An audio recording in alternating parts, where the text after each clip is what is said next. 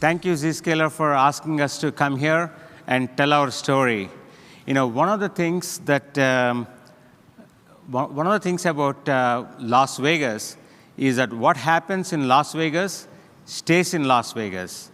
With the exception of events like this, I'm hoping that I will share with you our journey, our modernization journey. Hopefully, you can take it back. I have really 3 goals to accomplish. 1, who are we? And why modernization is important to us. And the second thing that I would want to do, modernization is a complex thing. There are multiple facets, a lot of interdependencies. I'll kind of share with you my view about what are these interdependencies from an S&P Global perspective. And then we'll zoom into cyber and cyber transformation that we have done, and specifically talk about Zscaler and how critical it has been in our journey. So let's talk about who we are. We are S&P Global, and we are a critical component of the financial industry. We take a lot of pride in providing essential intelligence to all the stakeholders in the financial system. As a matter of fact, almost all of you are either directly or indirectly are customers of S&P Global. Trillions of dollars of your assets are benchmarked against S&P Global indices. Nearly $43 trillion worth of debt is rated using our data and the models and methodologies. So very, very critical component of the financial ecosystem. So we recently also merged with another public company, IHS Markit, almost 15 months ago. And Zscaler was very pivotal in dealing with that integration, and that's one of the use cases that we'll talk about. But the combined company has nearly $12 billion of revenue and over 37,000 employees. It is a very important company, and you can argue that our technology infrastructure is pretty vast.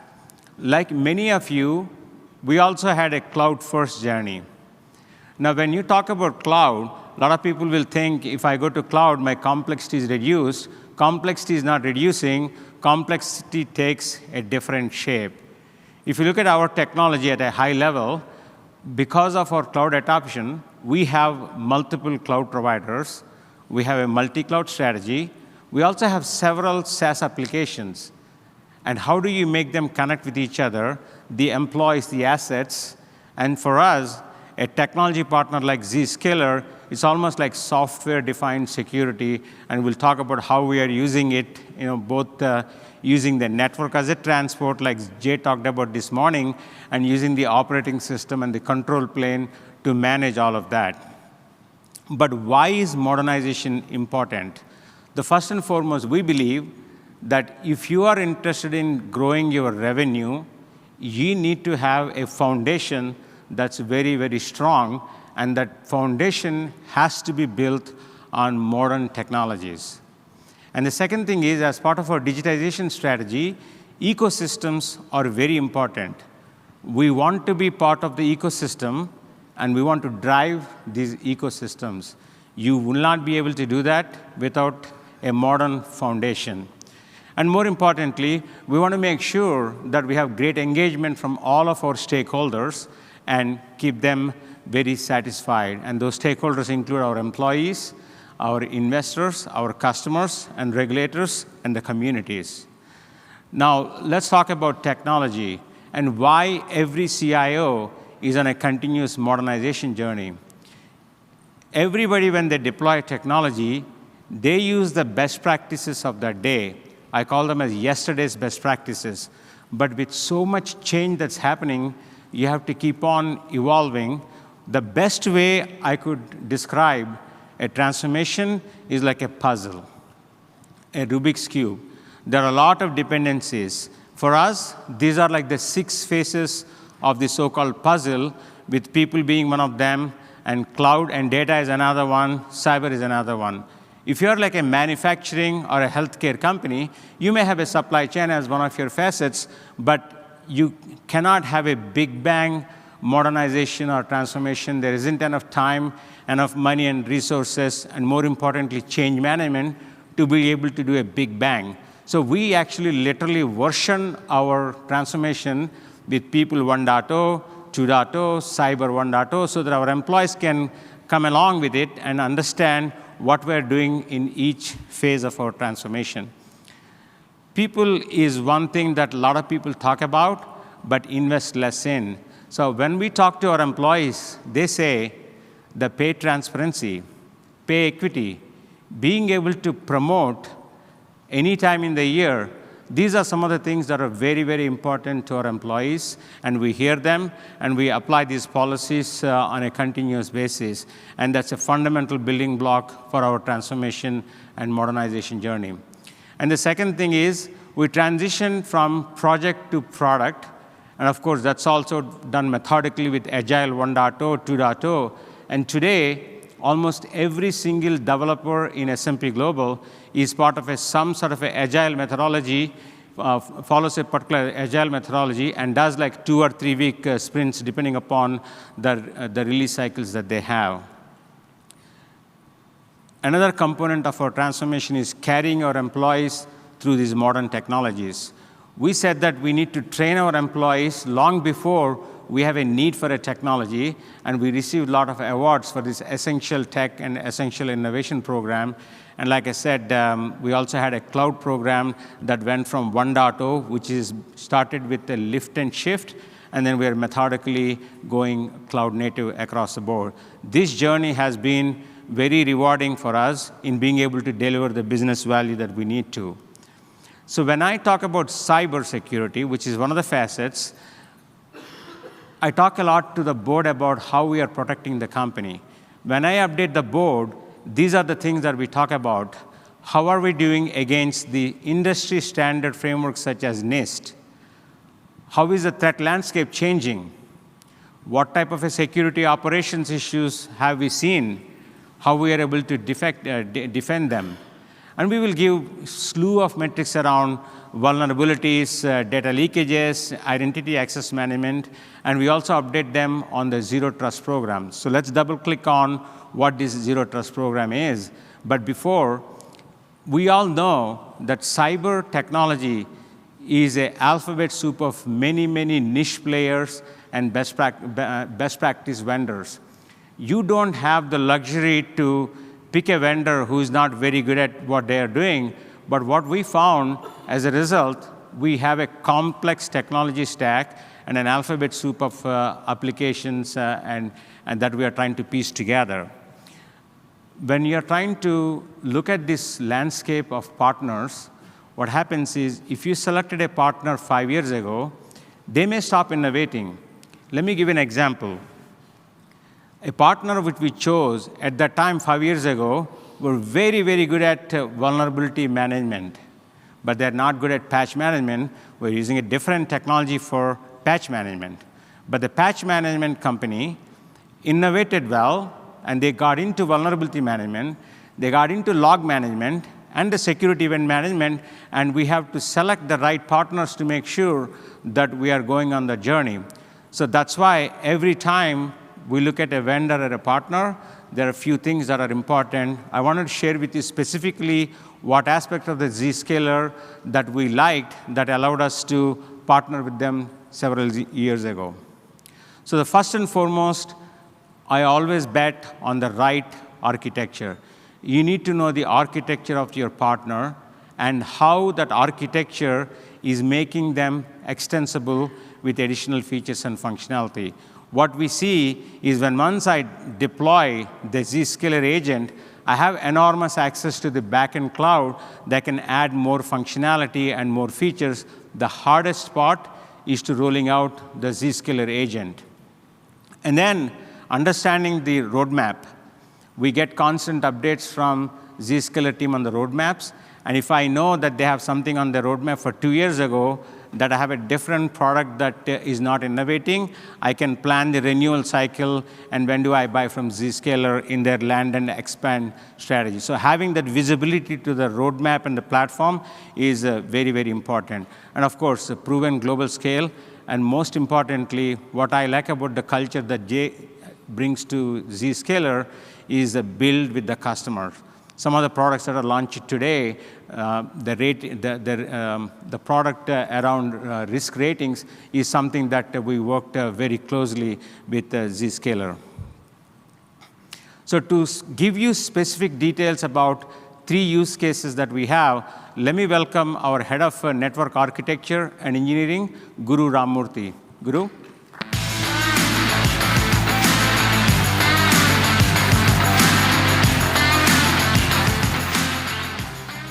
Great. Guru, so tell us, whenever we talk about Zscaler, you say we are having 46,000 floating offices.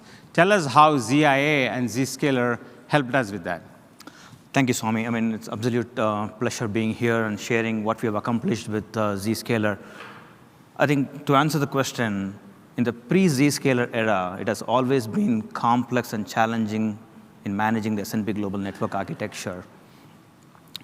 Given the 46,000 people, thousands of applications, and with rapidly moving threat landscape, the traditional network architectures were not scalable.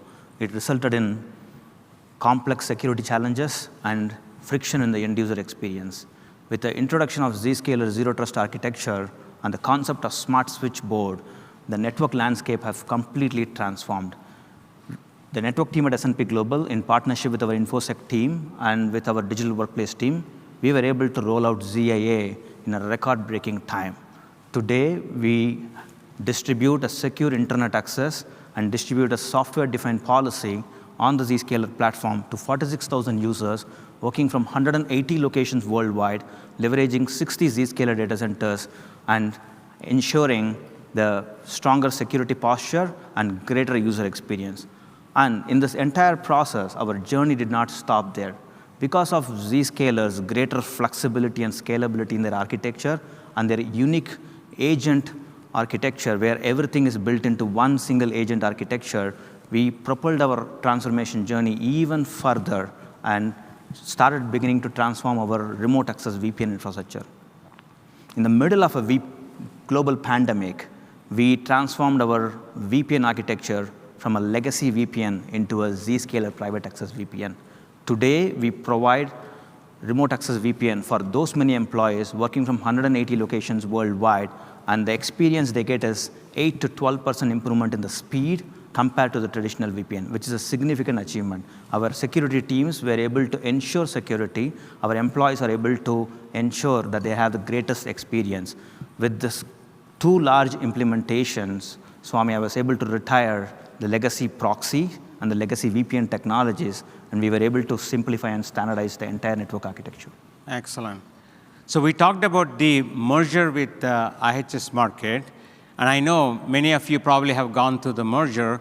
Because of our cloud-first strategy, merger integration has been very easy. Typically, whenever a merger happens, we promise to the street the integration synergies, which requires the employees to work with each other, and also revenue synergies, which means that we need to build new products and systems. So Zscaler was very pivotal. So tell us, how did the ZPA solution help us with the integration, Guru? Our mergers and integration is such a powerful use case to share here. I'm sure most of you must have engaged in mergers as well. What I'm going to share, I'm sure you'll all appreciate what I'm sharing. The world before Zscaler, the task of ordering circuits, appliances, dealing with IP address conflicts that comes as a part of the merger, and then providing connectivity and access to those many employees, it's extremely difficult. In the world after Zscaler and with their cloud-native technologies and their scalability, we were able to change the complete mergers and integration landscape. I'll tell you what that means. We were able to pre-stage all the configurations through the software, test it thoroughly, and deploy it right on day one to 46,000 employees to thousands of applications, which means on day one, all our employees were able to collaborate, communicate, engage, learn, and produce results as a part of the merger. But when we decided to do this, we want to make sure our implementation is done accurately and perfectly so that we can take the full advantage of Zero Trust. What that means is, today on ZPA, we have about 350,000 applications onboarded in ZPA, of which 96% of them were fully segmented.